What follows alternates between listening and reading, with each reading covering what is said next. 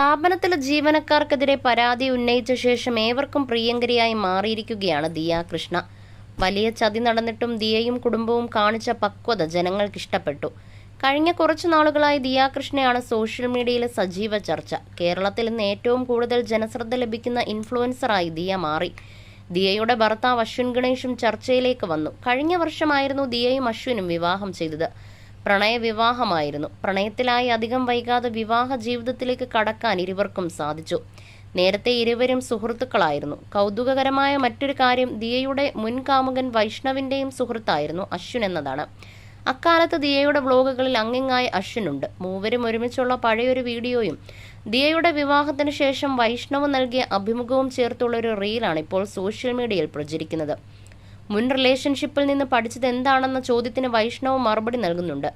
Relationship ആയിക്കഴിഞ്ഞാൽ ഒരുപാട് കൂട്ടുകാരെ കൂട്ടാൻ പാടില്ല. നമുക്ക് കുറച്ച് പ്രൈവറ്റ് മൊമെന്റുകൾ വേണം. എൻ്റെ തെറ്റായിരുന്നു. എല്ലാവരെയും ഇഷ്ടമായതുകൊണ്ട് ഞാൻ എല്ലാവരെയും ഒരുമിച്ച് കൊണ്ടുപോയത്. ഇപ്പോൾ ഞാൻ മാറി ചിന്തിക്കുന്ന ആളാണ്. അതാണ് മുൻ റിലേഷൻഷിപ്പിൽ നിന്ന് പഠിച്ചതെന്നായിരുന്നു വൈഷ്ണവിന്റെ മറുപടി. ഇതിനൊപ്പം ദിയയും വൈഷ്ണവും പ്രണയത്തിലായിരുന്ന സമയത്തെ അശ്വിന്റെ വീഡിയോയും പ്രചരിക്കുന്നു. മൂവരും ഭക്ഷണം കഴിക്കുകയാണ് വീഡിയോ. ദിയ കൃഷ്ണയാണ് നമ്മുടെ ഓക്സിജൻ എന്നാണ് അശ്വിൻ പറയുന്നത്. വൈഷ്ണവ് അവൻ പറയുന്നത് കേട്ടോ, ഞാൻ അവന്റെ ഓക്സിജൻ ആണെന്ന്. നീ എന്താ ഒന്നും മിണ്ടാത്തത്? ഞാൻ നിന്റെ സൺലൈറ്റ് ആണെന്നെങ്കിലും ഒന്ന് പറയുന്നത് ദിയ ഇത് കേട്ടപ്പോൾ വൈഷ്ണവിനോട് പറയുന്നുണ്ട്. റീലിന് നിരവധി പേർ കമന്റുമായി എത്തി. നിരവധി പേർ ദിയയെ പിന്തുണച്ചു. വൈഷ്ണവ് ദിയയ്ക്ക് ബഹുമാനം നൽകിയില്ലെന്നും അതുകൊണ്ടാണ് ദിയ ബന്ധം ഉപേക്ഷിച്ചതെന്നും കമന്റുകളുണ്ട്. തന്നെ അവഗണിക്കുന്ന വൈഷ്ണവിനേക്കാൾ എന്തുകൊണ്ടും നല്ല പങ്കാളി അശ്വിനാണെന്ന് ദിയയ്ക്ക് തോന്നിയിരിക്കാമെന്നും അശ്വിനാണ് ദിയയ്ക്ക് ചേർന്ന പങ്കാളിയെന്നും കമന്റുകളുണ്ട്. വെറൈറ്റി മീഡിയയ്ക്ക് നൽകിയ അഭിമുഖത്തിലാണ് വൈഷ്ണവ് ദിയയുടെ ബ്രേക്കപ്പിനെ കുറിച്ച് സംസാരിച്ചത്. ജീവിതത്തിൽ പഠിച്ച കാര്യവും വൈഷ്ണവ് അന്ന് പങ്കുവെച്ച് കൂടെ നടക്കുന്ന എല്ലാവർക്കും നമ്മളെ ഇഷ്ടമാണെന്ന് നമ്മൾ വിചാരിക്കും.